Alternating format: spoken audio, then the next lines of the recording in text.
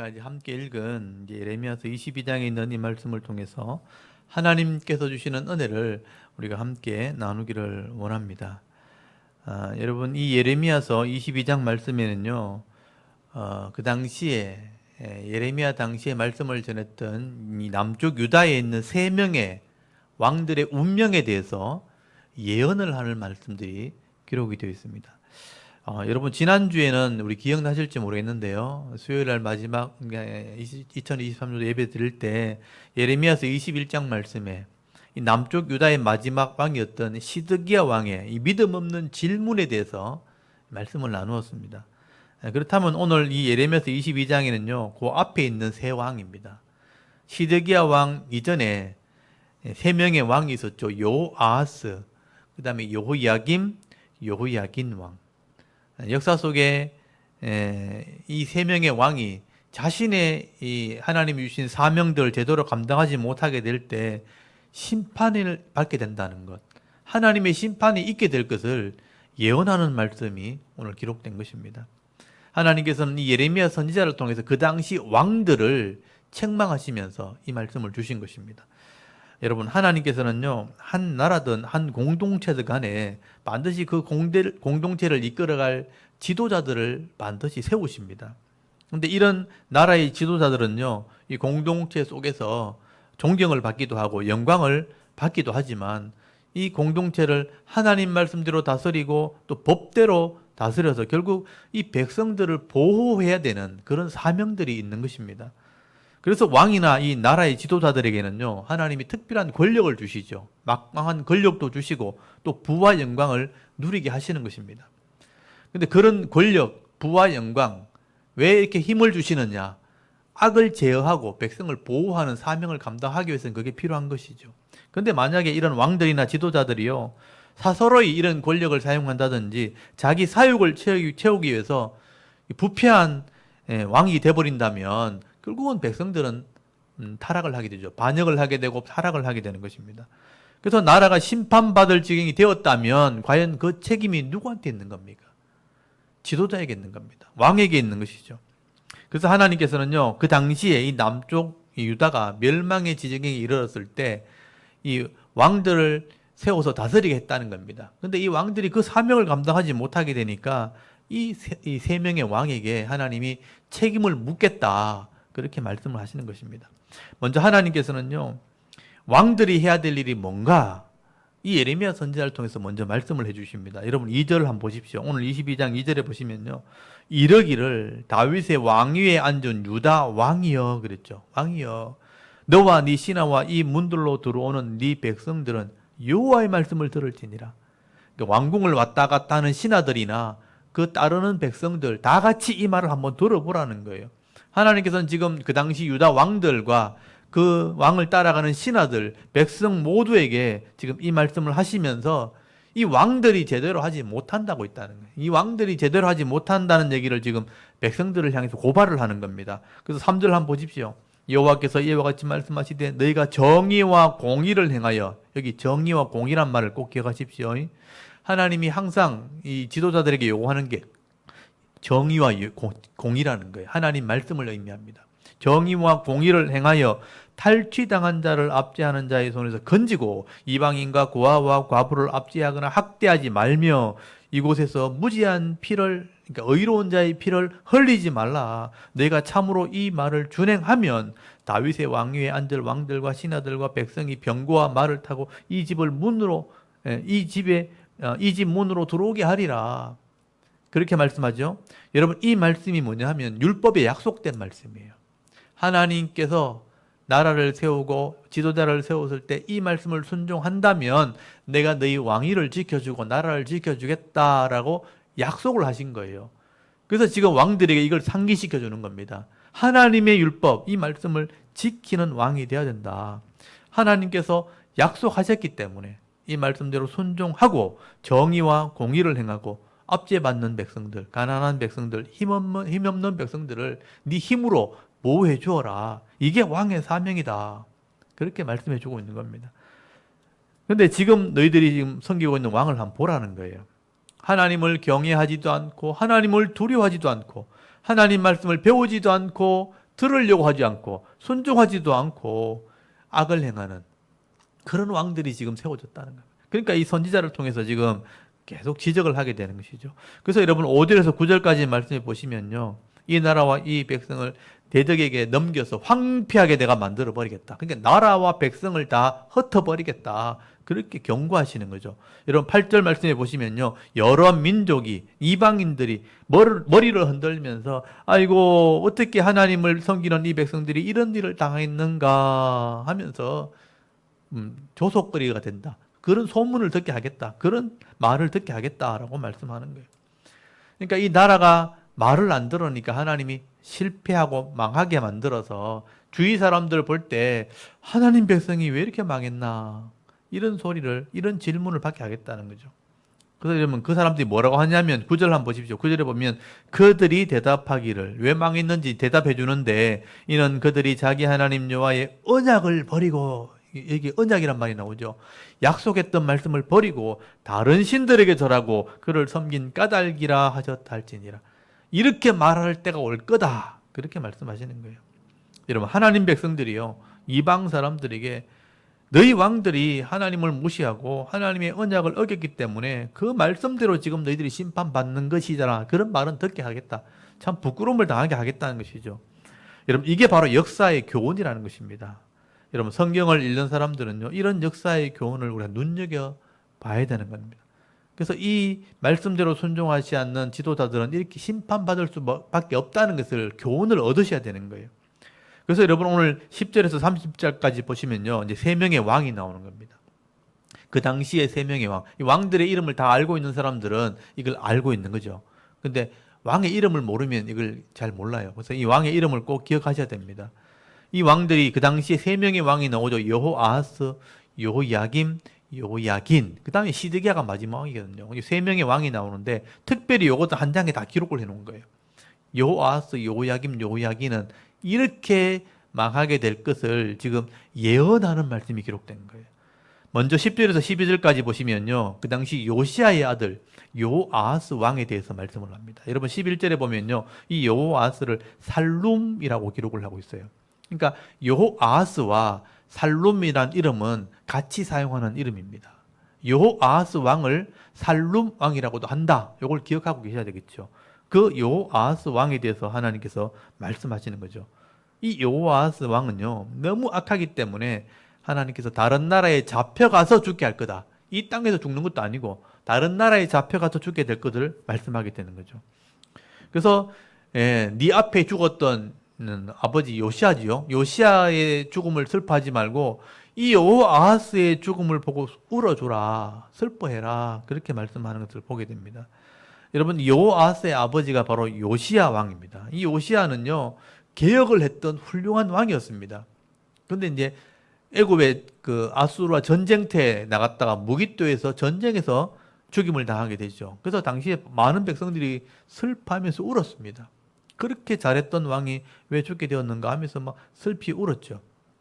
근데 이 요시아는요, 사실 사명을 다한 거예요. 하나님이 말씀하신 대로 개혁을 일으켜서 일꾼을 준비하는 그런 사명을 감당했던 왕이었고, 허무하게 죽는 것처럼 보였지만 사실은 영광스러운 죽음이었어요. 사명을 다한 죽음이었기 때문에 그런 것입니다. 근데 이 여호아하스 왕은요, 악을 행해서 심판을 받는 수치스러운 죽음을 당하게 되는 것입니다. 그래서 아직 죽지도 않은 왕이지만 여호아하스가 죽으면 그를 위해서 좀 울어줘라 그렇게 말씀하시는 거예요. 그래서 실제로 열왕기하서 23장 34절 말씀해 보시면요, 이 여호아하스는 이 요시아의 아버지 신앙을 따라가지 않고 그의 조상들의 모든 행위대로 여호와 보시기에 악을 행했다라고 기록이 되어 있습니다. 그래서 이 여호아하스는요, 얼마나 악한 왕이었으면 하나님이 왕이 된 지 3개월 만에 이 애굽의 왕이 쳐들어와 가지고 포로로 잡아갑니다. 그래서 애굽에 데리고 가서 그곳에서 죽게 했다라고 성경은 기록을 하고 있습니다. 진짜 이 예레미야 예언대로 이 여호아하스는요, 왕인데 애굽에 포로되어 잡혀가서 비참하게 그것도 부끄러운 죽음을 당하게 되는 것입니다. 실제로 이런 죽음을 당하게 됩니다. 그리고 여러분 13절부터 19절까지 보시면요, 두 번째 여호야김 왕에 대해서 말씀합니다. 이 여호야김 왕은 나라가 어렵고 아버지가 그 요야김은 요아스가 그렇게 죽고 난 뒤에 갑자기 죽었기 때문에 갑자기 왕이 되었죠. 그리고 그런 어려운 지경이 되었으면 나라를 좀 돌봐야 되잖아요. 근데 나라를 돌보지 않고 자기 집을 건축을 하고요. 또 가난한 자들에게 일을 시켜놓고도 품삯도 주지 않았습니다. 포악한 왕으로 나라를 다스린 것이죠. 그래서 여러분 13절 한번 보십시오. 오늘 22장 13절에 보시면요. 불의로 그 집을 세우며 부정하게 그 다락방을 지으며 자기 이웃을 고용하고 그의 품삯을 주지 아니하는 자에게 화 있을진저, 그렇게 말씀하죠. 이 요야김 왕이 그렇게 했다는 거예요. 여러분, 그 아버지였던 요시야 왕은 백성들을 위해서 공의와 정의를 행하면서 가난한 자를 위해서 섬기는 왕이었습니다. 그래서 여러분 15절 한번 보십시오. 그렇게 써놨잖아요. 15절에 보면 네가 백향목을 많이 사용하여 왕이 될 수 있겠느냐, 여호야김을 책망하면서 네 아버지가, 그러니까 요시야를 말하죠. 네 아버지가 먹거나 마시지 아니하였으며 정의와 공의를 행하지 아니하였느냐, 그때에 그가 형통하였느니라. 그런 가난한 자와 궁핍한 자를 변호하고 형통하였나니 이것이 나를 알미 아니냐, 여호와의 말씀이니라, 그렇게 말씀하죠. 네 아버지 한번 생각해봐라. 네 아버지 요시야는 하나님 말씀대로 이 말씀을 순종하기도 하고 가난한 자를 위해서 이렇게 섬기는 왕이었다는 겁니다. 그렇게 해서 형통한 사람이 되었고 형통한 왕이 되었는데, 근데 여호야김 왕은 그렇지 않다는 거예요. 17절 말씀 한번 보십시오. 여호야김 왕은 탐욕과 압박과 포악을 행하고 무지한 자를 죽였다라고 기록을 하고 있습니다. 나라가 어려운데 자기 집을 건축하고 일꾼에게 돈도 안 주고 싹도 안 주고, 그리고 말 안 듣는 사람 죽여버리고 이 포악을 행하고 무지한 자를 죽이는 그런 왕이었다는 겁니다. 그래서 18절부터 19절까지요. 이 여호야김 왕은요, 사람들이 슬퍼하지도 않는 그런 왕이 될 거다.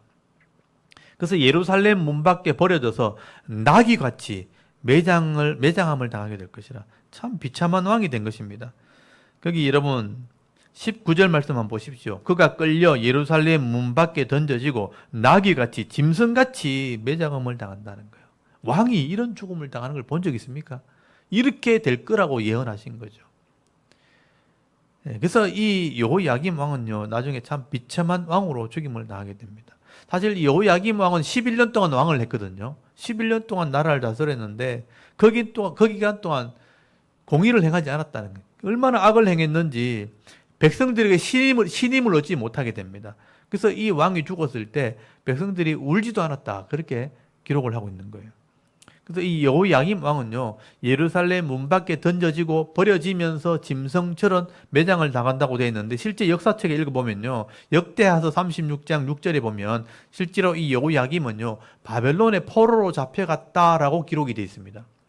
근데 성경에는 그냥 포로되었다라고 되어 있고 어떻게 죽었는지 기록되어 있지 않는데, 요세푸스라는 역사책이 있습니다. 유대인들이 쓴 역사책에 보면 이 여호야김의 죽음을 좀 구체적으로 기록을 해놨는데, 이 바벨론의 군사들이 그를 끌고 가다가 죽여서 예루살렘 성 밖에 그냥 던져버렸다라고 기록이 되어 있어요. 실제로 예레미야 예언대로 그렇게 죽은 겁니다.